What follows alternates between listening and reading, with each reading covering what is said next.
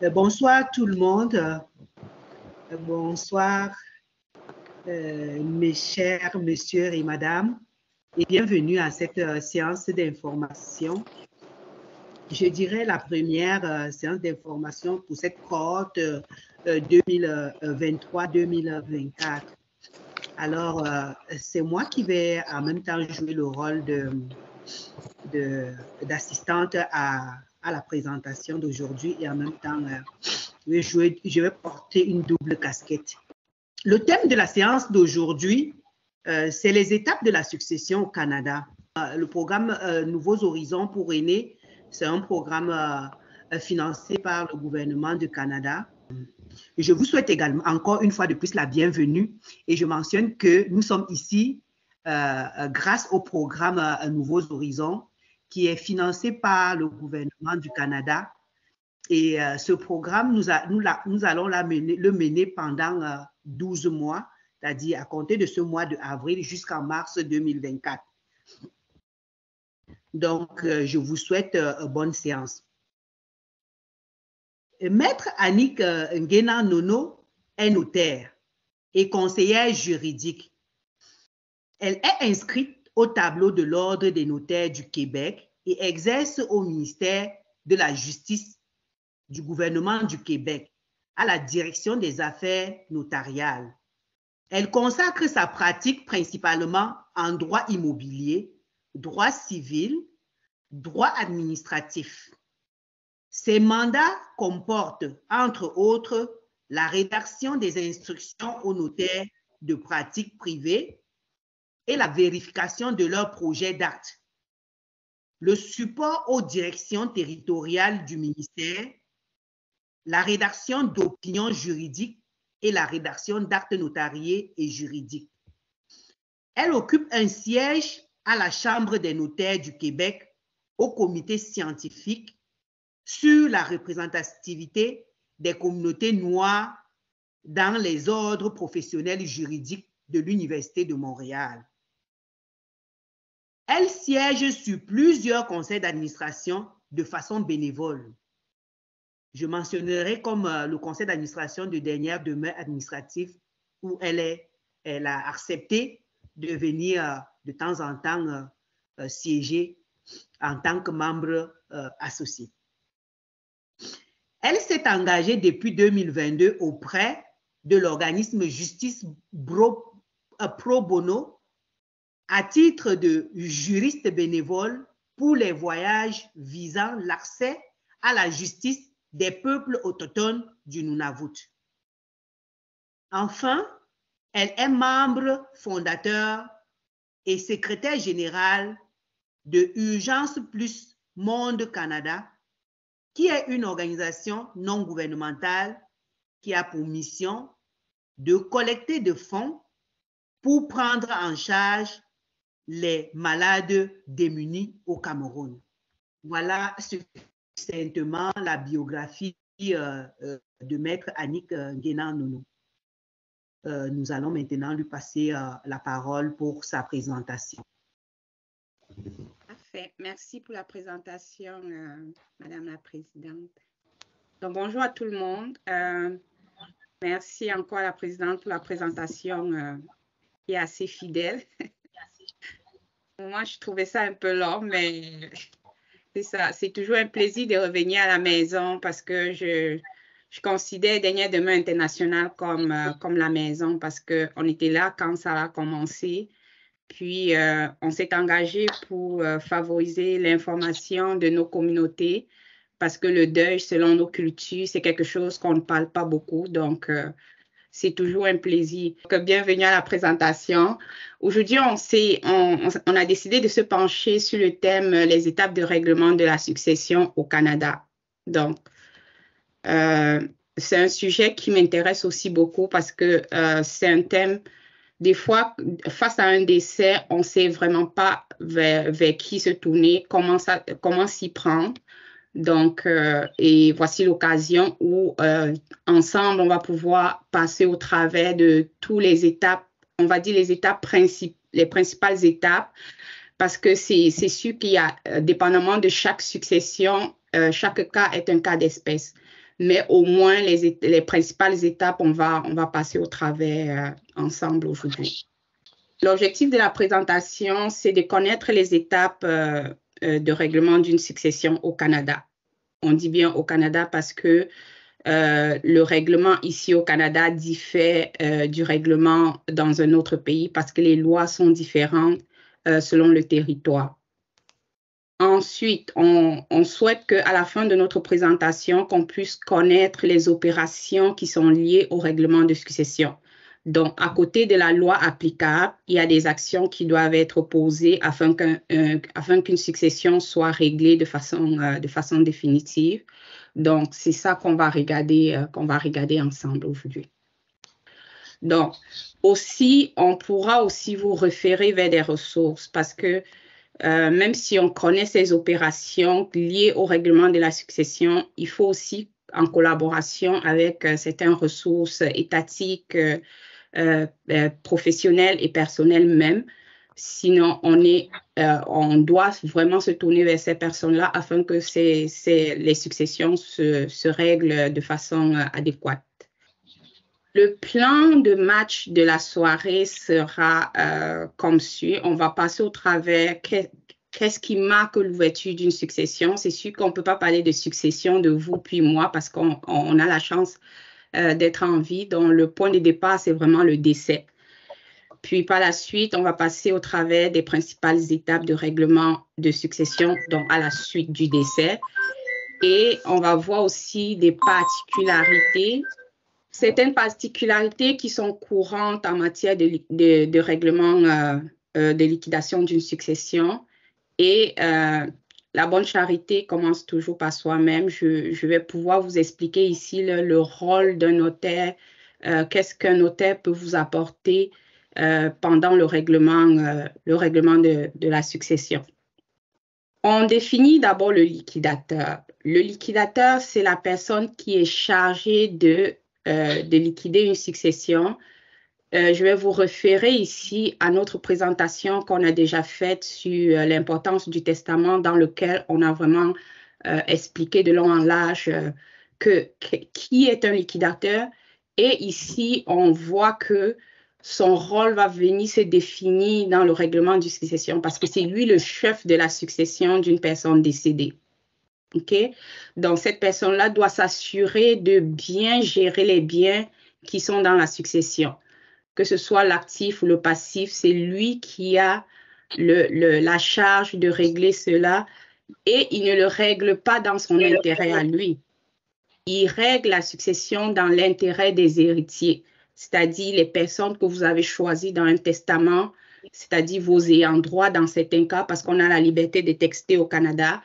Donc, c'est les héritiers dans leurs intérêts que le liquidateur va travailler. Donc, dépendamment de comment la succession a été établie par le défunt, il peut avoir un salaire pour le travail qu'il va abattre dans la succession, mais il n'est pas forcément un héritier. Il faut vraiment très bien comprendre que le liquidateur n'est pas forcément un héritier. Mais si jamais un défunt n'a pas choisi de liquidateur, ses héritiers, de par la loi au Québec, sont d'office des liquidateurs. Donc, à ce moment-là, il faut qu'ils choisissent parmi tous ces héritiers, s'ils sont plusieurs, qui aura la charge de la succession. Ils peuvent être plusieurs, ils peuvent choisir une seule personne. Donc, encore là, on se refait à la présentation sur l'importance du testament au Canada. Donc, on a vu ensemble que l'ouverture d'une succession, ce n'est pas le décès de la personne. Qu'est-ce que le décès? Le décès, c'est quand quelqu'un décède, quand il y a la mort est constatée par une personne dans le domaine de la santé. Il faut vraiment une attestation que la personne, c'est-à-dire la preuve de décès, c'est ça qui va ouvrir la succession. Parce qu'on ne peut pas, tant et aussi longtemps qu'on n'a pas la preuve de décès prévue à l'article 102, on ne peut pas parler de décès. Donc, il y en a qui sont encore sur assistance respiratoire. On sait que peut-être c'est la fin, mais on ne peut pas commencer à liquider ces biens parce qu'il n'y a pas encore eu de jugement ou bien un acte ou bien un document qui atteste que la personne est décédée sur le plan médical. Ça, c'est très important. Et ces documents, en fait, là, on parle de l'acte de décès qui, par la suite, va être délivré par le directeur d'état civil et le jugement déclaratif de décès qui sont prévus aux articles 82 à 96 du Code civil du Québec. Le jugement déclaratif de décès, on le voit plus dans le cas d'absence. Quand une personne est partie, ça fait plusieurs années, on peut saisir le tribunal pour que le tribunal rende un jugement qui va être déclaratif de décès dans le sens qu'on va considérer que la personne est vraiment décédée et qui n'est plus présente, donc on va pouvoir ouvrir sa succession. Mais tant et aussi longtemps qu'on n'a pas ces preuves, on ne peut pas parler de liquidation de succession. Une fois qu'on a la recherche, les recherches testamentaires, qu'on a la preuve des décès et le jugement, on peut passer maintenant aux principales étapes de la succession parce que là, on est certain hors de tout doute que la personne est vraiment décédée et on a en main la preuve de son décès. Donc, une fois qu'on a ces preuves-là, on peut passer à l'étape de règlement de la succession. Donc, on peut régler sa succession. Donc, une fois qu'on a obtenu la preuve de décès, la deuxième étape, c'est de passer directement à la recherche du dernier testament. Donc, j'insiste beaucoup sur le thème dernier testament parce qu'une personne, au courant de sa vie, il peut passer devant plusieurs notaires, il peut rédiger lui-même son testament holographe devant témoin, mais c'est le dernier testament qui fera foi devant la loi. Donc, je prends un exemple d'un monsieur qui rédige un testament dans sa chambre, puis un an après, devant deux personnes, il décide, ou devant un avocat, il décide de rédiger un autre testament. Et un jour, il arrive devant un notaire, puis il rédige un testament notarié.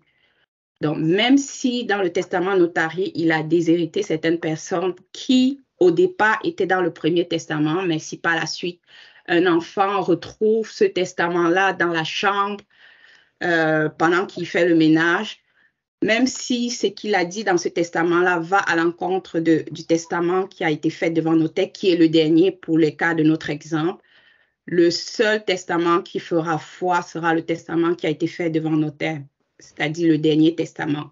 Parce que la façon que les testaments sont rédigés, il y a toujours une clause qui annule les testaments qui ont existé avant la rédaction du dernier.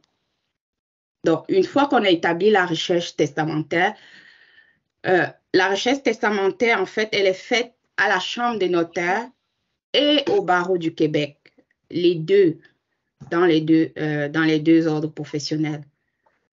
Donc, la Chambre de notaires donne un certificat de recherche et le barreau donne un autre certificat de recherche. C'est avec ces deux certificats que là, on peut dire qu'on a établi la recherche testamentaire.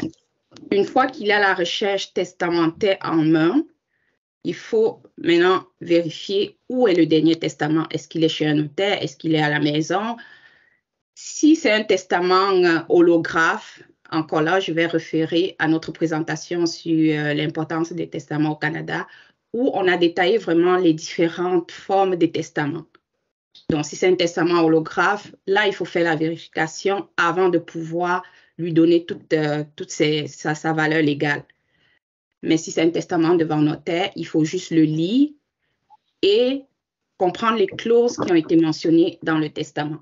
Donc, une fois que le testament est vérifié pour les testaments qui ne sont pas notariés, là, on peut, dans le testament, identifier le liquidateur.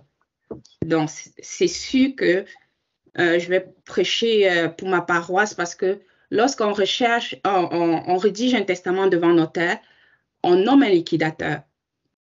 Donc, si à la lecture du testament notarié, on est capable de savoir exactement qui est notre liquidateur. Donc, ça, c'est notre étape 4. Si jamais il n'y a pas de liquidateur, vous vous souvenez, au départ, je vous ai dit, les héritiers, si c'est une succession dans lequel il n'y a pas de testament, les héritiers sont d'office des liquidateurs. Donc, à cette étape-là, il faut qu'ensemble, qu'ils décident qui sera en charge de la succession. Le document chez le notaire s'appelle désignation de liquidateur. Donc, il désigne le liquidateur, comme on a vu au départ dans la définition, c'est lui qui sera en charge de toute la paperasse administrative visant le règlement de la succession. Une fois qu'on a désigné le liquidateur, encore là, il faut l'enregistrer au RDPRM, c'est-à-dire pour qu'il ait une valeur, c'est-à-dire pour qu'il soit opposable aux autres, pour dire que peu importe ce que quelqu'un d'autre fera dans le cadre de la succession de la personne décédée, la seule personne qui peut avoir l'autorité, c'est celui qui sera enregistré suite à la désignation.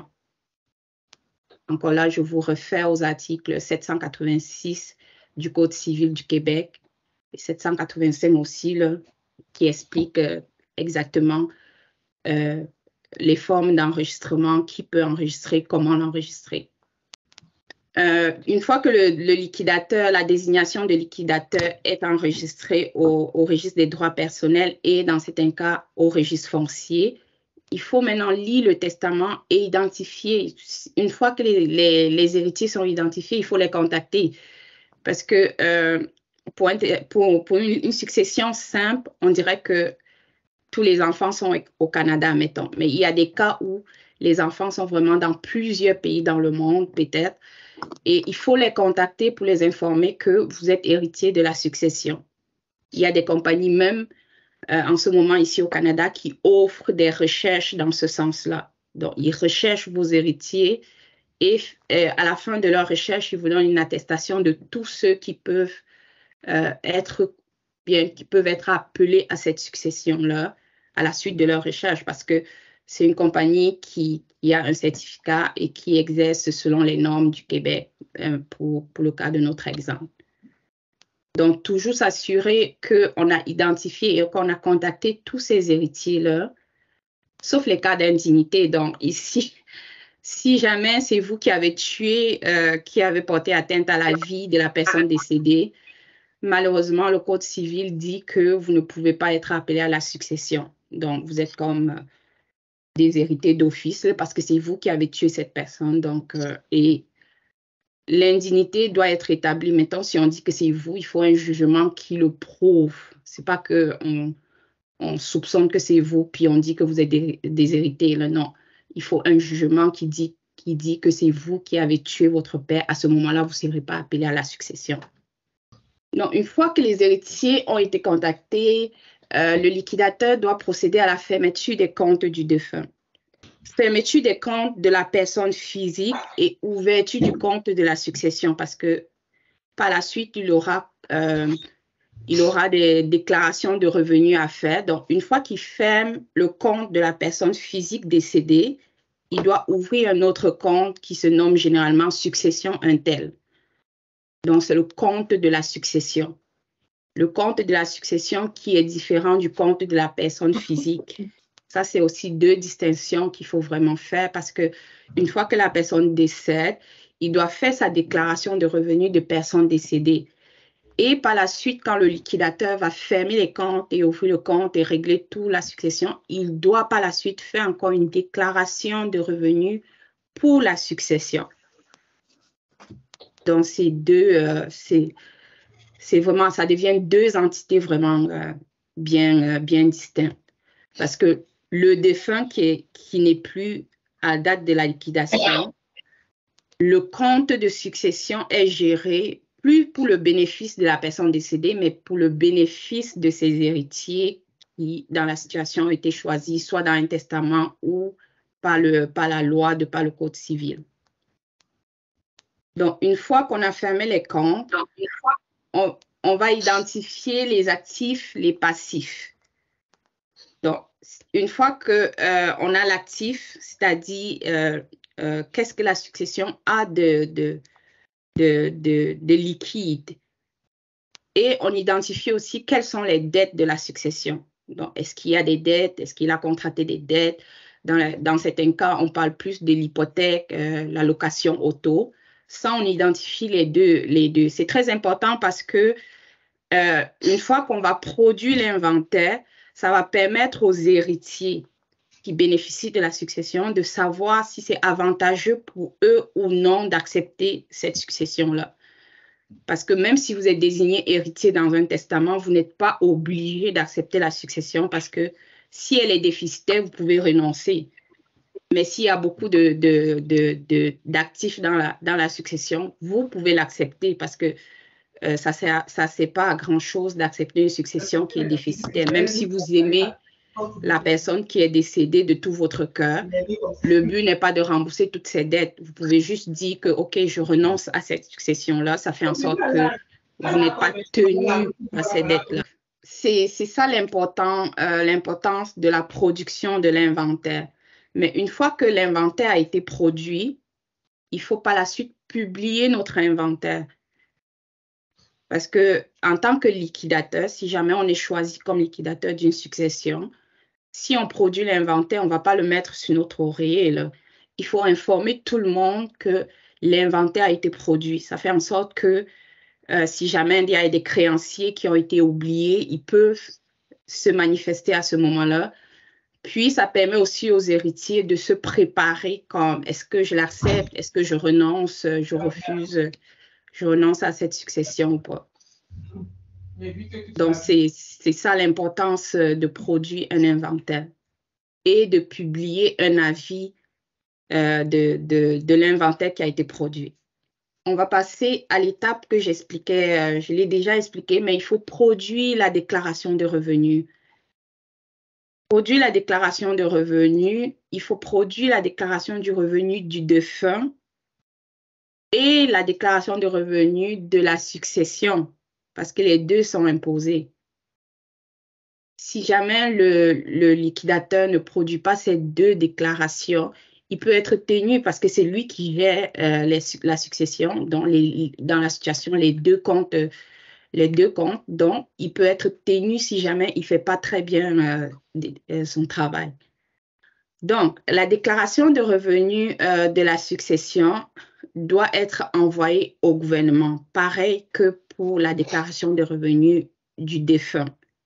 Et on accompagne avec ça la preuve des décès, les recherches testamentaires du barreau et de la chambre des notaires. Et si jamais on décide, le gouvernement, exactement le même principe que quand nous, on produit nos déclarations de revenus, s'il y a des sommes à payer, il faut que le liquidateur se charge de les payer avant de transmettre les biens ou bien on appelle en droit de renoncer à la saisine des biens. Sinon, il peut être tenu de ces dettes-là. Donc, après qu'il ait produit ces deux déclarations de revenus, le gouvernement va envoyer un document qu'on appelle le certificat, un certificat qui permet et qui autorise le liquidateur de distribuer les biens aux héritiers. Donc, c'est comme un certificat, les certificats fiscaux sont la preuve que le défunt ne doit plus de l'argent dans les deux paliers de gouvernement, fédéral et provincial. Donc, sans le certificat de décharge du fédéral et du provincial, il n'est pas recommandé au liquidateur de laisser la saisine des biens aux héritiers. Donc, c'est seulement quand on a les certificats fiscaux qu'on peut commencer à payer les dettes de la succession. On commence avec le gouvernement, on règle les dettes qu'il a avec le gouvernement, puis par la suite, on peut payer les dettes des particuliers, comme si jamais il y a un héritier qui a manifesté de vouloir l'auto ou bien qui veut la maison parce qu'il y a une hypothèque. Là, on peut commencer à payer les dettes. Une fois qu'on a payé les dettes et que dans certains cas, il y a comme un actif, c'est-à-dire il y a des liquidités dans la succession, on peut donc procéder au partage des biens. Mais le liquidateur ne partage pas selon son bon vouloir, lui. Il partage selon ce qui a été mentionné dans le testament, si jamais il y a testament. Mais s'il n'y a pas de testament, ça va être selon le Code civil qui prévoit exactement qui a droit à quoi, dans quel pourcentage, en autant qu'il n'y ait pas d'indignes qui ont été déclarés dans cette succession. Une fois qu'on a payé les dettes, qu'on a procédé au partage des biens, le liquidateur n'est pas déchargé parce que lui, il doit produire un avis dans les journaux qui confirme que lui, il a fini son mandat dans la succession. En partageant les biens, chacun est d'accord que, bon, moi, j'ai ça parce que mon père avait dit ça dans le testament. Il enregistre un avis au registre des droits personnels et réels immobiliers qui confirme que lui, il a fini son travail. Donc, il a partagé les biens, donc il n'a plus rien en sa possession. C'est très important de publier l'avis. Sinon, si un créancier a été oublié ou bien si quelqu'un a des questions, ça va être toujours au liquidateur de s'en occuper. Mais avec l'avis, on informe tout le monde que tout a été réglé, tout est partagé et puis le travail du liquidateur est achevé. Donc, c'est pour ça que la recommandation qu'on a, du moins ça c'est la recommandation qu'on a au niveau de la Chambre des notaires, toujours favoriser l'utilisation des fiducies. Mais moi, je m'arrête un instant pour dire les fiducies sont souhaitables pour des successions vraiment qui sont importantes. Parce qu'on ne peut pas parler de fiducie si, mettons, j'ai 100 000 dans mon compte, ça ne vaut pas la peine parce que seulement la déclaration d'impôt peut nous coûter dans ces eaux-là parce que c'est vraiment un travail en profondeur qui est fait. Mais on demande toujours de favoriser la fiducie parce que c'est un patrimoine qui est distinct. Donc, si on aime nos héritiers et si on a beaucoup d'argent, on peut leur créer à chacun des fiducies. Fiducie en faveur des enfants, fiducie en faveur du conjoint, fiducie. Donc, on crée des fiducies parce que c'est vraiment distinct de la personne physique. C'est-à-dire, si la personne physique a trop de dettes, il peut créer des fiducies pour protéger cette... Mais encore là, je dis ça, je dis rien parce que si on crée des fiducies en violation à la loi, on peut avoir un soulèvement de voile pour aller chercher ces biens-là si on l'a fait au détriment des créanciers. Mais si on a des biens et si on gère très bien notre patrimoine, on peut au courant de notre vie commencer à créer des petits fiducies pour protéger nos héritiers quand on ne sera plus là. OK? Ça, c'est la recommandation qu'on donne toujours. Mais encore, j'ai dit, les fiducies, c'est pour des successions vraiment très importantes. Donc, s'il n'y a pas beaucoup d'argent dans la succession, on oublie ça, puis on fait un testament simple à la place.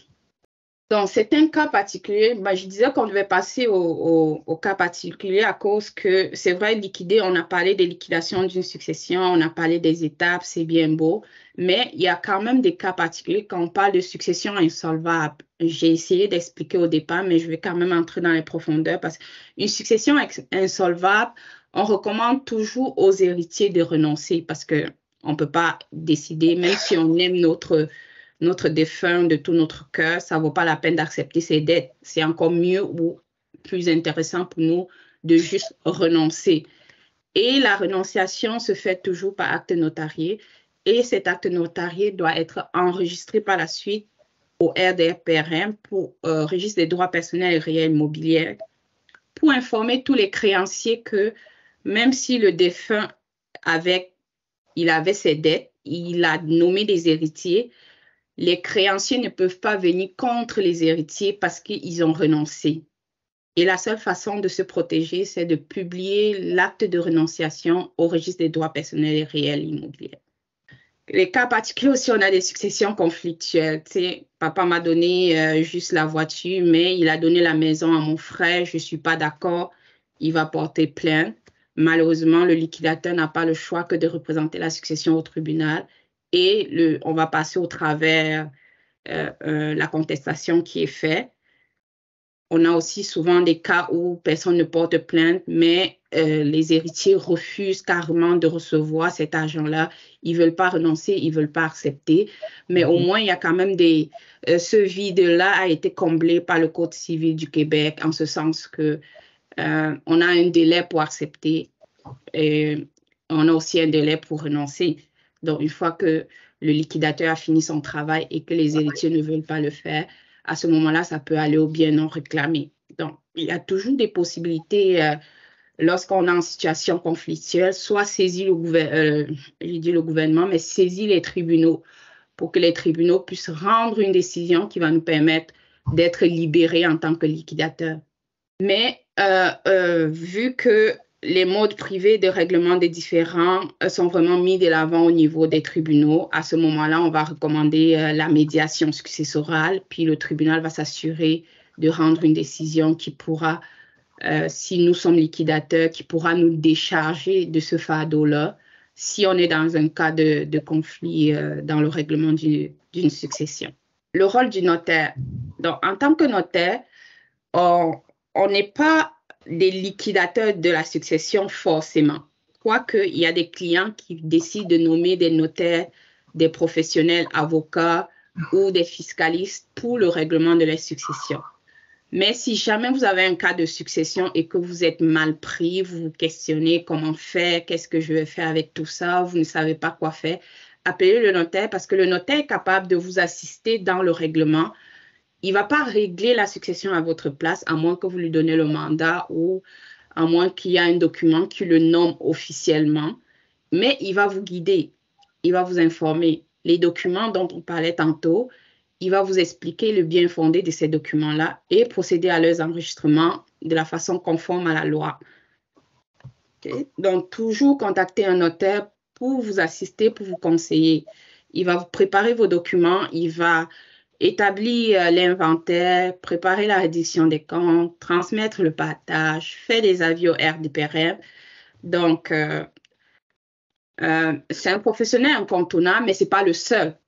Comme je disais, il y a des avocats, des comptables qui peuvent nous aider aussi, mais de par leur formation, les notaires sont bien outillés pour nous orienter si jamais on a un cas de liquidation de succession. C'est la période des questions. Si jamais vous aviez des incompréhensions, des commentaires, on va passer aux questions. Merci pour la présentation, elle était vraiment très intéressante. Je voulais savoir, est-ce qu'on peut changer, donc choisir un autre notaire que celui qui a rédigé notre testament? Ça, c'est la question qui arrive le plus souvent, parce qu'il faut comprendre que le testament, lorsqu'on le rédige, je vais prendre le cas d'un testament notarié, il est enregistré à la Chambre des notaires et au barreau du Québec. Peut-être que si vous l'avez rédigé étant, mettons, à Montréal et que finalement vous vous retrouvez à Québec et que c'est à Québec que vous êtes nommé liquidateur, vous voulez régler la succession, sachez que vous pouvez choisir n'importe quel notaire, peu importe là où vous vous trouvez, parce que avec l'enregistrement qui a été fait à la rédaction du testament, ça fait en sorte qu'on est capable de savoir exactement quel notaire a reçu le testament. On a juste à commander la copie.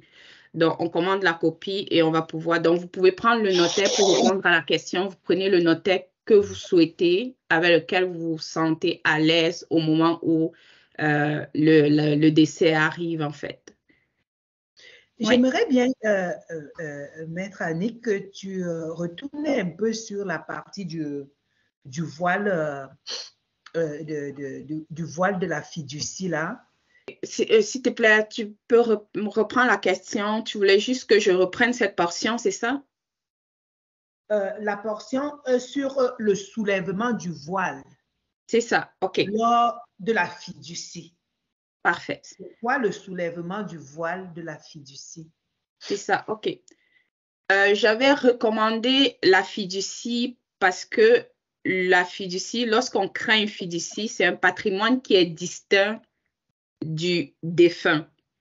C'est-à-dire, les biens qui sont transférés dans la fiducie sont vraiment distincts des biens qui vont exister au courant de la vie de la personne qui va décéder par la suite. OK? Donc, ça fait en sorte que, je prends un exemple. Aujourd'hui, je crée une fiducie avec une pièce de 50 cents. Puis, un jour, j'achète une maison, je décide de le mettre au nom de la fiducie. Mais, si jamais je mets cette maison au nom de la fiducie parce que je sais que j'ai plusieurs dettes en arrière de moi que je vais traîner à la fin de ma vie, si je le fais pour cette raison-là, et que le créancier est capable de prouver que j'ai agi dans ce sens-là, à ce moment-là, les tribunaux sont capables de dire non, même si c'est dans le patrimoine de la fiducie, on va aller chercher ce bien-là pour pouvoir rembourser les créanciers. Donc, on peut créer un patrimoine distinct, mais il ne faut pas que ce soit fait à l'encontre des droits des créanciers. Donc, c'est ça. Donc, le patrimoine qui est créé dans la fiducie est distinct de la personne qui va décéder, mettons. Donc, les créanciers qui sont capables de prouver que les biens ont été transférés dans la fiducie au détriment de leurs droits peuvent saisir la justice et la justice va donc venir dire, même si les droits ont été, les biens ont été transférés dans la fiducie, ils ont été faits au détriment de nos créanciers. Donc, on va donc aller dans la fiducie, même si c'est un patrimoine qui est distinct de nous, personnes physiques, on va sortir certains biens pour pouvoir payer les créanciers. Mais je disais de faire attention à la fiducie parce qu'il faut créer des fiducies quand on a des gros revenus. Parce que la gestion seulement de la fiducie coûte beaucoup d'argent. Donc, si on n'a pas vraiment des revenus conséquents, c'est mieux d'aller avec un testament simple qui peuvent aussi protéger nos héritiers lorsqu'on ne sera plus là. Je ne sais pas si ça répond bien à la question. Ouais. Merci. Il y a Moukoulou qui a levé la main. Oui, bonjour. Bonjour. Oui, c'est ça. Moi, la question que je pose, c'est pour ceux qui renoncent à la succession.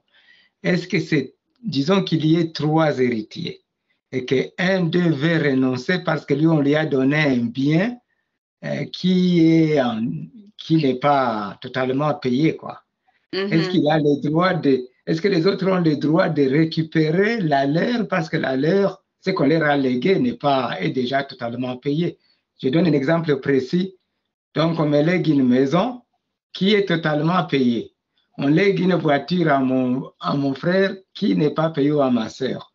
Et ma sœur trouve qu'elle n'a pas d'argent pour payer une 80 électrique de 80 000. Est-ce qu'elle peut renoncer et moi, je garde ma maison qui est déjà totalement payée? Oui. Donc, la façon que les testaments sont rédigés, je vais parler toujours des testaments notariés. Prenons pour acquis que quand je parle de la rédaction du testament, c'est un testament notarié. Donc, quand on rédige, on dit, mettons, je laisse tous mes biens immeubles dans votre exemple à monsieur Jean et je laisse ma voiture à ma fille Hélène. C'est sûr que les immeubles vont à vous. Il n'y a rien qui va aller à l'encontre de ça. Okay? Parce que les immeubles ne sont pas les voitures. Mais si on a dit tous mes biens et que dans le partage, vous avez choisi la maison et que madame a choisi la voiture, le partage a déjà été fait. Donc, si elle renonce, on me suit, ça veut dire qu'elle a déjà accepté. Parce que si je suis votre exemple, elle a déjà la voiture. Oui, non, c'est légué dans le testament. Oh, si c'est légué dans le testament, oui, elle peut renoncer. Et si vous avez beaucoup de cash flow, vous pouvez l'acquérir, il n'y a pas de problème. Mais elle peut, le document à ce moment-là s'appelle renonciation in favorem. Donc, je renonce à la voiture en faveur de mon frère un tel qui, malgré qu'il y a des dettes, est prêt à l'acheter. OK? OK. Si le frère n'est pas prêt à l'acheter, qu'est-ce que l'on en fait? Non, le liquidateur à ce moment-là, parce que quand on parle de partage, le liquidateur a encore ses droits, donc il a encore la saisine, il est encore dans la gestion. Donc à ce moment-là, il va juste prendre acte de la renonciation, puis dans la situation, la voiture va être comptabilisée et on va procéder au partage pour les autres qui n'ont pas renoncé. Mais c'est chacun qui évalue son acceptation. Est-ce que j'accepte ou je renonce? C'est vraiment chacun qui l'évalue. Donc, si je vois que c'est désavantageux pour moi, je peux être le seul à renoncer. On a vu des cas où, en pratique, où des gens renonçaient tout simplement parce qu'ils n'aiment pas son père. Je veux rien savoir de mon père, je veux rien de lui, je renonce. Mais on a eu aussi des cas où monsieur a légué tout aux enfants, mais il n'a pas pensé à sa mère. Mais les enfants ne sont pas d'accord, donc ils renoncent à leur part dans la succession en faveur de leur mère. Donc, renonciation in favorem. Mais si c'est juste des dettes, on peut juste se dire, moi, je ne veux pas des dettes, donc je renonce tout court. Mais il faut encore faire attention parce que si mon père a laissé une voiture, le liquidateur est en train de faire son travail, mais que moi, je décide d'aller prendre sa Cadillac et commencer à la conduire sans que le liquidateur n'ait fini sa succession, ou je m'en vais par des manœuvres, j'ouvre son coffre, je commence à prendre de l'argent dans le coffre, je ne peux pas à la fin de la liquidation dire que non, je renonce. Okay. Le fait d'avoir touché dans la liquidation, dans la succession de mon père ou de ma mère ou de ma personne, ça veut dire que c'est un acte d'acceptation. Ça veut dire j'ai accepté la succession par mon acte parce que j'ai posé en prenant de l'argent, en conduisant la voiture ou en commençant à faire des paiements à chaque mois ou en payant le loyer ou en payant l'hypothèque. C'est un acte d'acceptation. Lors de l'exposé, maître, vous nous avez fait comprendre que à la lecture du testament, par exemple, il y a un des enfants à qui le père a légué la voiture et à l'autre enfant, le père a légué la maison. Et celui dont on a légué la voiture n'est pas content et il conteste au point d'aller au point qu'on amène au tribunal.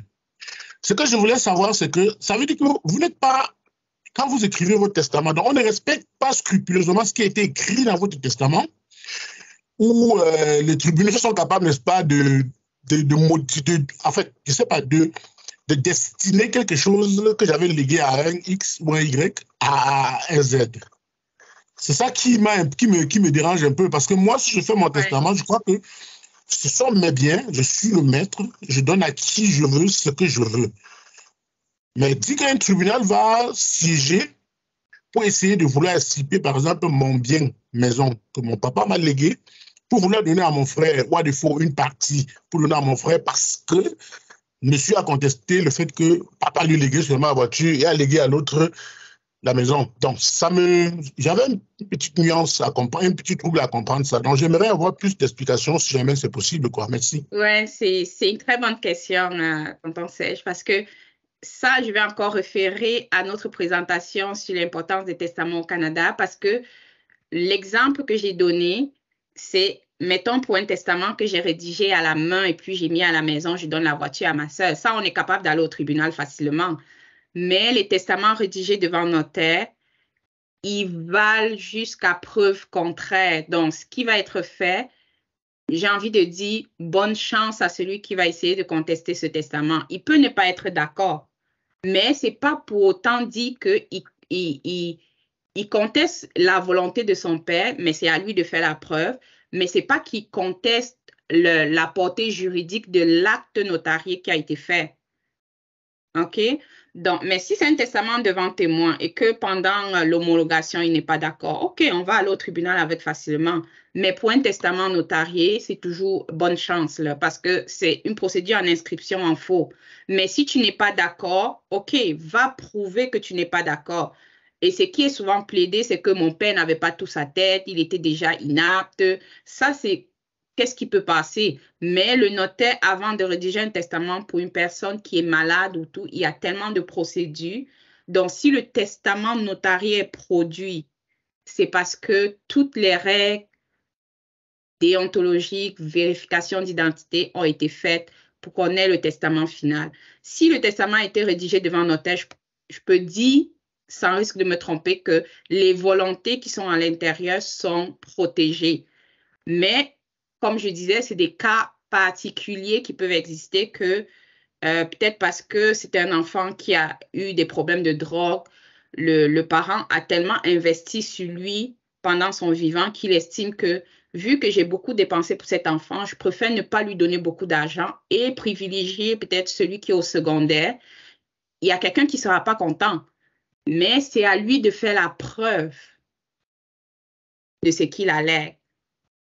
parce qu'on fait nos testaments, on fait le testament, on a la liberté de tester, on a la liberté de donner à qui on veut, sauf les animaux, là, comme on a vu dans la présentation. Mais c'est sûr qu'il y aura des gens qui ne seront toujours pas contents.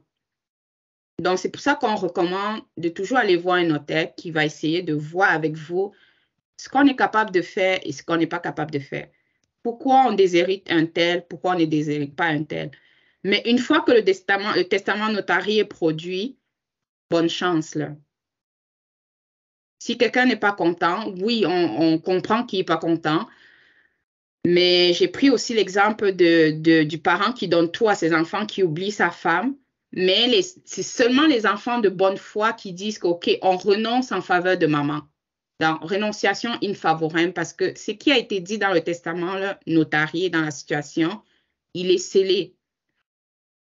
Donc, la seule façon, c'est de faire une renonciation in favorem. Je ne sais pas si ça répond à la question. J'ai compris, maître, j'ai compris. J'ai compris. Je comprends que le testament qui est rédigé à main levée, oui, il est quand même différent de celui qui est notarié.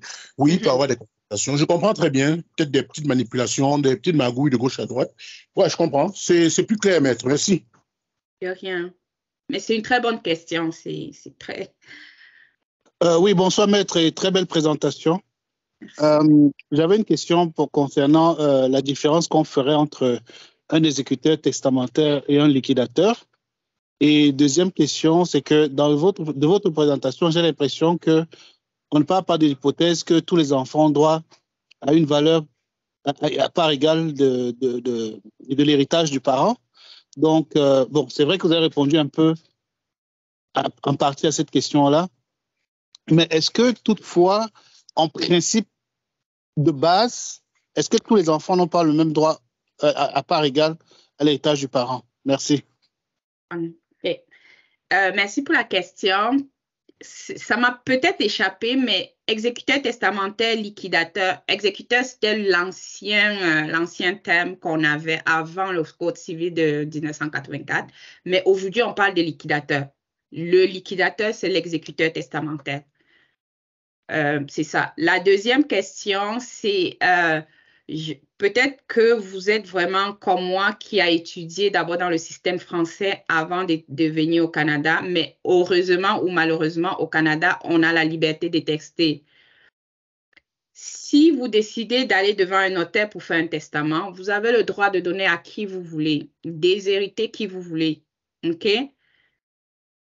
C'est vrai qu'il y a un comité qui est en train de travailler en droit de la famille pour que justement il y ait un minimum pour les enfants, là, mais aujourd'hui, vous pouvez décider d'aller voir un notaire, vous décidez de déshériter vos enfants, c'est bien correct.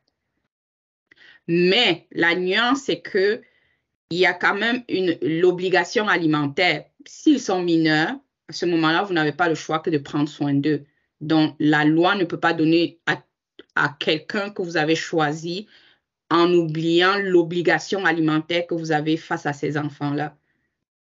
C'est sûr qu'au Cameroun, mettons, il y a quand même la réserve familiale, c'est ça qu'on appelle, si mes souvenirs sont bons, que vous ne pouvez pas faire ce que vous avez envie de faire en touchant à la réserve familiale, ce qui n'est pas le cas au Québec. On donne à qui on veut. Mais faites attention, c'est si vous avez des enfants en bas âge ou aux études qui s'est prouvé qui ont besoin de votre assistance, c'est sûr que même si vous avez donné, on va aller chercher pour ces enfants-là. Je ne sais pas si ça répond à la question. Oui, tout à fait. Et ça me permet de rebondir, si vous permettez. Oui. Si l'exécuteur testamentaire, c'est le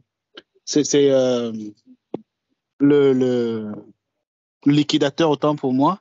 Est-ce qu'il y a une formation préalable pour pouvoir faire ça? Parce que ça prend quand même un minimum de compréhension du droit, etc., de la comptabilité. Est-ce qu'on est formé? Non, ou bien est-ce qu'on est suivi pendant le processus par un cabinet? Ou bien est-ce que l'État a mis en place des possibilités ou une structure qui fait que si je choisis par exemple Serge Tapi et s'il n'a pas toutes les compétences, qu'est-ce qui se passe?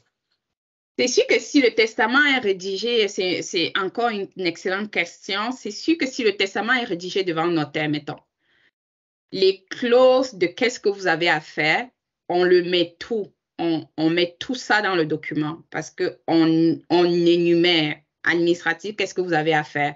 Mais comme vous dites, si vous n'avez pas de base juridique, la recommandation, comme je l'ai mis dans la présentation, c'est d'aller voir un notaire qui pourra vous assister. C'est sûr que la recherche testamentaire, vous pouvez le faire à la Chambre des notaires au barreau du Québec, mais c'est sûr que vous, à vous seul, vous ne pouvez pas rédiger, peut-être vous n'avez jamais rédigé une désignation des liquidateurs, quoique vous pouvez le faire, ou un avocat, sous seing privé, l'enregistrer.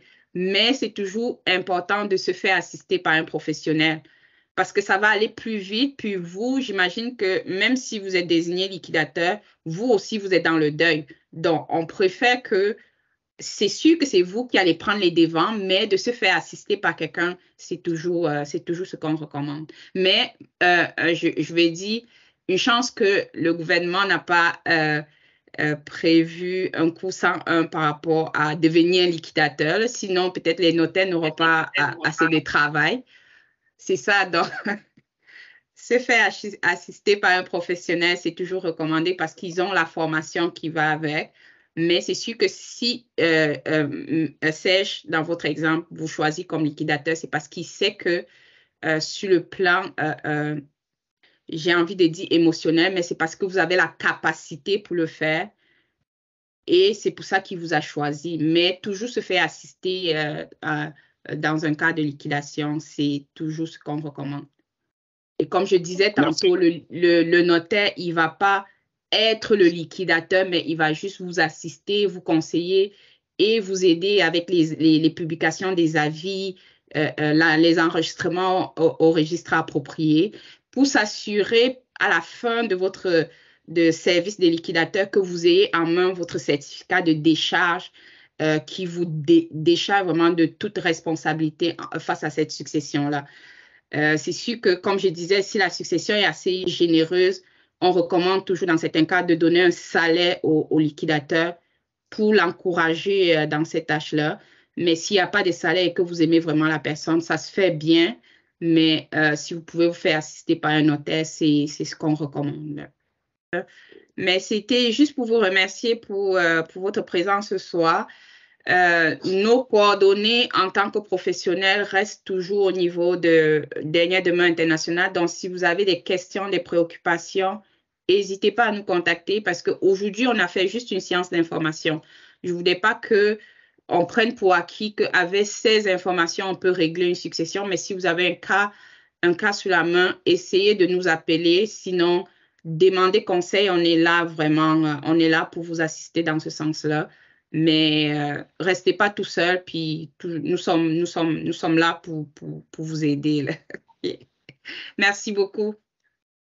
Merci infiniment, Maître. C'était vraiment une bonne présentation, l'interaction, des questions vraiment pertinentes.